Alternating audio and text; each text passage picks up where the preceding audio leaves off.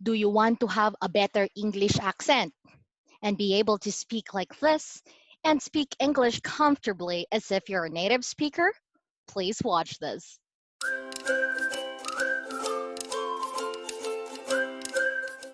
Hello, wonderful people. So, you guys, I have been getting several requests about tips on how to improve your accent. And I just want to give a disclaimer, okay? English is not my first language. And of course, I believe I don't have an American accent. I just believe that I have somehow a good accent, an acceptable accent that's somehow neutral. Because on this video, I'll be sharing with you tips on how to have a better accent. And by better, I mean how to have a neutral accent. So having a neutral accent is when your first language, let's say Tagalog or Filipino, is not that audible whenever you speak English.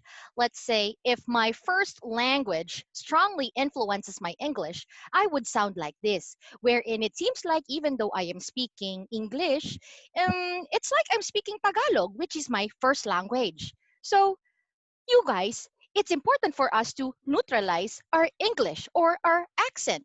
And how are we going to be able to do that? So, I'm going to be giving you tips on how to better have an English accent. Well, having an English accent is not something you can do overnight. So, my very first tip is you got to have the right motivation. You have to have that reason, that why. Why do you want to have a better accent? And you really have to have a strong motivation, because if you don't, well, your accent is going to revert to your original accent or your previous accent with the first language influence. So you gotta have like a strong motivation, like no matter what, I'm gonna do my best to improve my spoken English. I'm gonna do my best to improve my accent because I need this for work. I wanna be successful. I need this for school. I need this to be a better public speaker. So you really have to figure out what your why is. Tip number two, you have to choose which dialect you'd like to get inspiration from. The two most common dialects or English accent would be the American accent, and the other one would be the British accent. You got to pick an accent that you'd like to get inspiration from, an accent you'd like to copy, because somehow that will be the foundation of your overall neutral accent. Say, for example, American English has significant differences from British English. An instance would be the T sound in the middle of a word. Let's say the word lighter, lighter, lighter.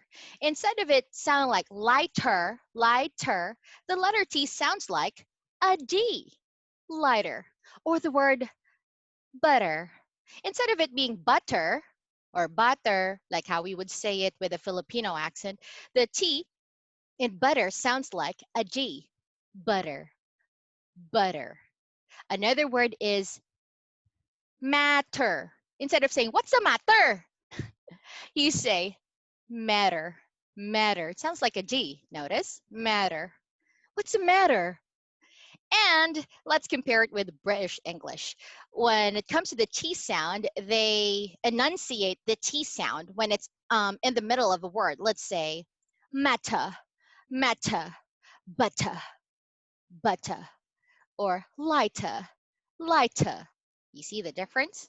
And I know you've been hearing the R, because that's how we Filipinos really know the British accent. When they say the R sound, British English doesn't enunciate the R sound when it's on the last part of a sentence or a word rather. Let's say car, butter, lighter, matter. As compared to American English, car, matter, or lighter. You see, they enunciate the R sound. So once again, you guys, you have to pick a dialect that you'll be getting your inspiration from, because that will be the basis of your neutralized or your neutral accent. Tip number three, you have to master the English phonetic alphabet.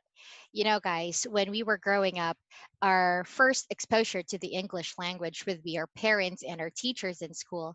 The thing is, not to say this in a negative context, our teachers and our parents, most of them have first language influence or the Tagalog accent or the Filipino accent on their English like this. You know, your teacher would say, "Oh, what is this? This is a car. What is this? This is a father. This is a mother." So somehow, you know, our first exposure to the English language had first language influence. So it's important for us to master the phonetic alphabet. And I'm going to be giving you a list here of the 7 most challenging vowel sounds to Filipinos because it's totally different from our alphabet sounds, right? So these are the 7 most challenging vowel sounds, and maybe it could help you guys out.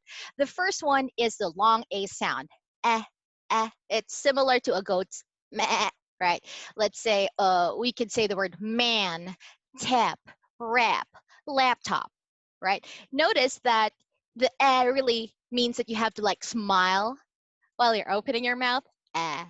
And if your accent is heavily influenced by the Filipino accent, you're going to say this as man, tap, rap, laptop, camera, sam. But when you say the long A, you really have to smile. Sam, laptop, camera.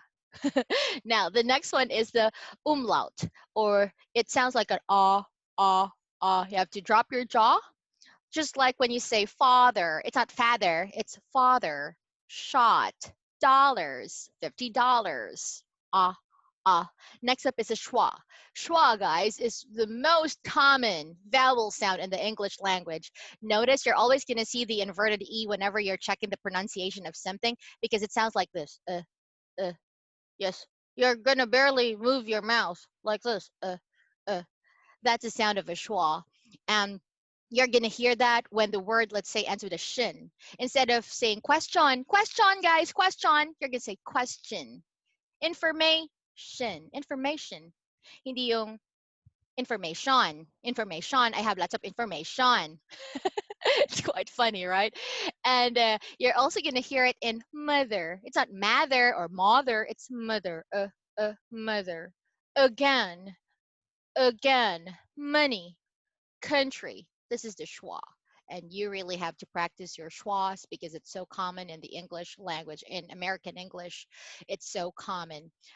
Next up, we have the long E. E, E. It's like you're smiling, but with your mouth closed. E, E, cheese. Feelings. Leave me alone. Please. Weak. Feature. Next sound is the short I. We always say this really incorrectly because our I sound in Tagalog is itlog, ilog, ipon, diba? It sounds like that. But when you're speaking in English, it's sit, wish, assist, bell, give, this, uh, it's like that, not e. It's totally different from our a, e, o, u. Okay. Next is the o sound. It's not o. Our o in Filipino is o, but in English it sounds like the letter o. O. It's not tolfi. It's tolfi. It's not chocolate roll. It's chocolate roll. It's roll over, not roll over.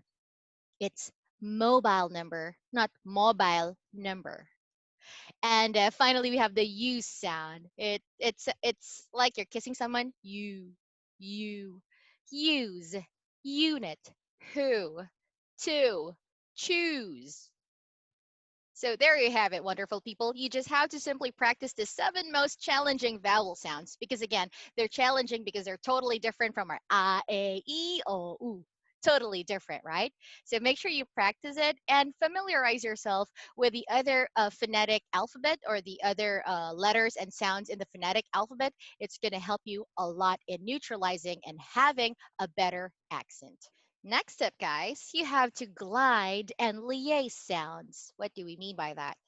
Tagalog or Filipino is a language that is naturally chopped. It's a chopped language. Kumain ka na ba? Gutom ka na? Or you can say, gusto ko ng milk tea. It's a chopped language. It doesn't glide. But English, on the other hand, is a language that connects sounds. It glides from one sound to the other. Glide like the wave. Glide. So, how do we do that? Let's say when you ask a question, how are you? How are you? How are you? It's how are you? How are you? It's not I'm fine, thank you. It's I'm fine, thank you. I'm fine. I'm fine, thank you. Or when we ask the question, what's your name? Instead of asking it just like in the chopped manner, just like Tagalog, what is your name? What is your name? We could say, what's your name? What's your name? See, it connects the sounds. Um, Another one would be in phrasal verbs. Instead of saying, come back, or come back here, come back here, come back, or come up. I have to come up with a question. It's not come up with a question, it's come up with a question. Come up. Notice that the English language is all about connecting sounds and gliding from one word and one sound to the other. Next one, you have to be familiar with word stress and sentence stress because English is a stressed language. Depending on your word stress, it changes the meaning of what you're trying to say. When we say it's a stressed language, there are sounds that are given more emphasis. There are sounds that are pronounced in a louder manner, in a slower manner. In short, it's given more emphasis. I'll give you an example. The word address. If you want to say it as a noun, it's address. Oh, can I have your email address, please? If you want to say it as a verb, like an action, address. How may I address you? Should I address you as Karen or should I address you as Miss Angara? How should I address you? You see, it's a stressed language. And when it comes to sentences, you guys, it's important for us to be able to stress not every word, just like in Tagalog, kumain ka na ba? Gusto ko ng milk tea. You have to stress usually the nouns or the verbs. Let's say, what's your name? What's your name? Notice that I'm saying the word name louder than the others. Or have you eaten? Have you eaten? The verb, or yeah, the verb eaten um, is pronounced louder. It's given more emphasis. So please do read about word stress and sentence stress because English is a stressed language. And if you're familiar with word stress and how to properly say the words, it'll help you have a neutral accent. And finally, practice, practice, practice. For you to be able to learn a new skill, which is to neutralize your accent, you have to practice until you're sick of it. You have to watch American movies, American TV series, or, oh, sorry, you have to watch American TV shows, American series, or British TV shows because you have to shadow them. You have to get inspiration from how they talk. You have to somehow copy their pronunciation of certain words, their slang, because that will help you really improve your accent, your word choice, your sentence construction. Don't get tired of watching TV series in English and try your best to copy them. You could also practice tongue twisters, just like the tongue twisters I have here below. Make sure you practice tongue twisters and try to say it slowly the first time until you get used to it, until your mouth, your jaw, your tongue, your lips get used to it. Because, you know, the jaw, the mouth, the tongue, every movement in your face is completely different from your first language. So you have to establish, you know, muscle memory for your face to get used to how to produce those sounds. So there you have it, guys. These are my tips on how you can have a better English accent. And once again, to be clear, I don't have an American accent. I just believe I have a neutral accent. And this didn't happen overnight. You know, this took years of practice, years of talking to myself and you know being like crazy as I try to practice the proper pronunciation of certain words and how to say certain sentences. So it's all about practice, practice, practice, and having the right motivation. Guys, I hope you like this video. Once again, if you do like it, please give it a thumbs up. Please subscribe to my channel, and if you want to get notified for new video uploads, please don't forget to click the bell icon. Thank you so much for watching, and I really hope to see you again, guys. Thank you so much for all your love and support. And to those of you who requested for this video, I love you so much. See you next time. Bye bye.